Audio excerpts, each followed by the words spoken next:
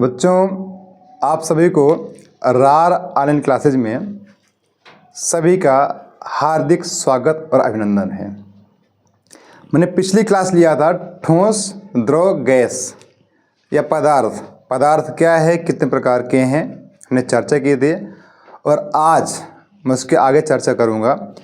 किसी किसी क्लास में आपका 6 नंबर का आता है, लगभग आता है, ये मान के चलिए किसी न किसी क्लास में आपका 6 नंबर का मिलेगा। ये अंतर पूछता, डिफरेंस क्या है, डिफरेंस क्या है किसमें, ठोस, द्रव और गैस, यानी कि सॉलिड, लिक्विड और गैस।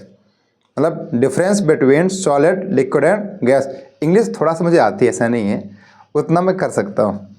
तो उसमें आपको अंतर देखना है। ठोस क्या है, द्रव क्या है, गैस के अपने पीछे देखा था। आइए हम देखते हैं, उसमें चर्चा करते हैं क्या हमारे पास है। मैंने 3 भाग में डिवाइड कर दिए। देखो, ठोस, द्रव और गैस। क्यों, आपका पदार्थ कितना होता है, 3 प्रकार के होते हैं। अब यहाँ देखिए, आप इन गुणों के आधार पर इन्हें डिवाइड करोगे, किस में आकार है, किस में आकार नहीं है। मैंने आपसे कहा था कि ठोस, द्रव, गैस में कि ठोस का आकार आयतन निश्चित है, कन्फर्म है दोनों का। द्रव का आकार अनिश्चित, आयतन निश्चित है। गैस का दोनों ही अनिश्चित है। तो आप उसके आधार पर देखिए, आकार केवल ठोस का निश्चित होता है, बाकी ये दोनों तो क्या है भैया, अनिश्चित, इन्हें कोई कन्फर्म नहीं है। ये किस आकार के पता ही नहीं चलता है, चाहे जल हो, दूध हो, मिट्टी का तेल हो, खाने का तेल हो, शराब हो, कुछ भी हो, इसका आकार निश्चित नहीं है। गैस, चाहे जो भी गैस ले लो, आकार निश्चित नहीं। अर्थात आकार इसका क्या है, इसका तो भैया निश्चित है, अब बाकी इन दोनों क्या है, अनिश्चित है, मतलब निश्चित नहीं है। कन्फर्म, यानी कि आकार केवल ठोस का निश्चित है, बाकी निश्चित नहीं है। अब आप नीचे आ जाइए। आयतन ठोस का क्या होता है, निश्चित है। यहाँ भी ये निश्चित है, लेकिन जब भी गैस होती है ना, जैसे आप लेते यानी आधा प्रदान किया करते हो, वो क्या है दोस्तों, अनिश्चित है। क्या है, अर्थात आकार केवल ठोस का निश्चित था, दोनों अनिश्चित थे। आयतन ठोस, द्रव का निश्चित है, गैस का अनिश्चित है। अब आते हैं नंबर 3 क्वालिटी, घनत्व, डेंसिटी। अब ये क्या है, डेंस, कितना घना है। आपने देखा हो ठोस के अणु अधिक पास में होते हैं, ये बहुत घना होता है। द्रव के थोड़ा कम होते हैं, ठोस से कम, और गैस के तो बहुत कम होते हैं। देखा कितना दूर दूर फैलती है गैस। अर्थात इसका घनत्व तो क्या होता है, अधिक। ये अधिक घन, अब देखा गेंद, देखो कितना घना होता है, मार्कर देखा है कितना इसमें जो है घना हुआ है, ये अधिक है। द्रव में क्या है, ठोस से है, लेकिन ठोस से कम है, ठोस से कम। और ये क्या है, ये आपका द्रव से भी कम है, यानी कि बहुत कम, आप ये कह सकते हैं। आपका ये है गतिज ऊर्जा।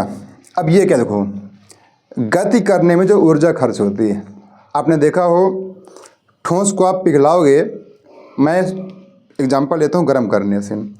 आप ठोस को गर्म कीजिए, उसके अणु बहुत जल्दी भगते नहीं हैं, बहुत धीमे से चलते हैं। देखें, आप लोहे गर्म कीजिए, बहुत धीमे धीमे बहता है।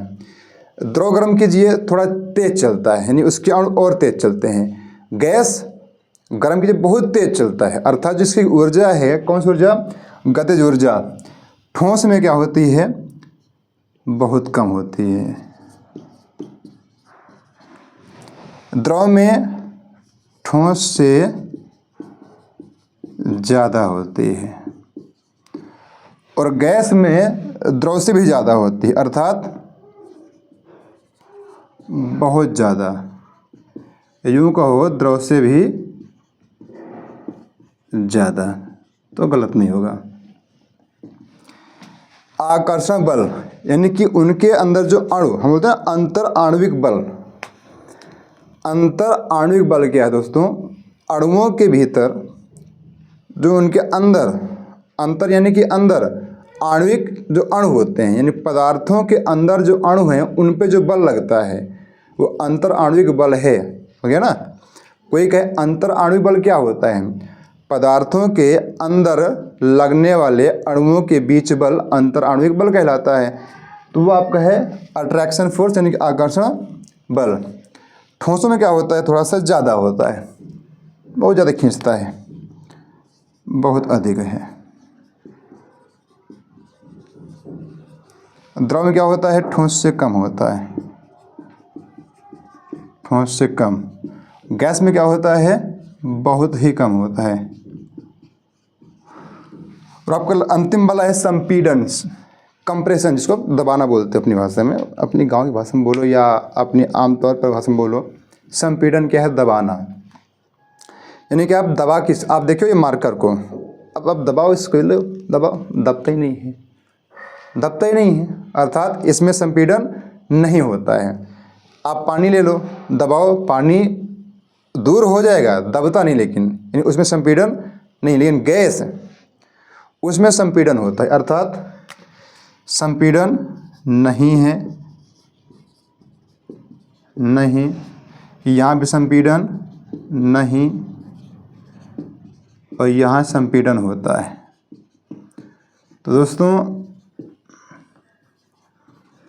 हमारे पास ये डिफरेंस था, अर्थात डिफरेंस बिटवीन ठोस, यूँ कहो आपका अंतर जो है ठोस द्रव गैस में। अंतर इन गुणों के आधार पर क्या है? आकार के, आयतन के, घनत्व के, गतिज ऊर्जा के, आकर्षण बल के या संपीड़न के, इनके आधार पर आप चर्चा एक बार फिर से कर सकते हो। मैं जल्दी से रिपीट कर दूं। आकार, ठोस का आकार निश्चित है, द्रव का निश्चित है, गैस का अनिश्चित, यानी कि ठोस केवल निश्चित, बाकी है अनिश्चित है। आकार ठोस, द्रव का निश्चित, गैस का अनिश्चित।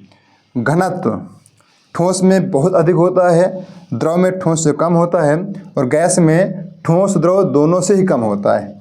गतिज ऊर्जा ठोस में बहुत कम, इसके जो अणु होते हैं बहुत कम चलते हैं, द्रव में ठोस से ज़्यादा चलते हैं, और गैस में तो भैया बहुत ज़्यादा चलते हैं। अर्थात आप गैस छोड़ो, बहुत तेज दौड़ते हैं वो, समझ गए ना, मतलब गैस वो नहीं, ठीक। आकर्षण बल बहुत अधिक, इसमें बहुत तेज खींचता है, द्रव में ठोस से कम और गैस में बहुत कम। संपीड़न यानी कि कंप्रेशन, आप किसको ज़्यादा संपीड़ित कर सकते हो। तो ठोस में संपीड़न होता ही नहीं है, द्रव में संपीड़न होता ही नहीं है, गैस संपीड़न में आता है। तो ये आपका डिफरेंस था सॉलिड, लिक्विड और गैस में, यानी कि ठोस, द्रव और गैस में। तो आपको इसके आगे चलना है, आगे पढ़ना भी है, बिल्कुल पढ़ना है यार, दुनिया पढ़ने के लिए तैयार हुई है। आपको आगे पढ़ना है तो आप बने रहिए हमारे चैनल के साथ, और चैनल को लाइक, शेयर, कमेंट और हाँ सब्सक्राइब जरूर कर दीजिएगा। जय हिंद।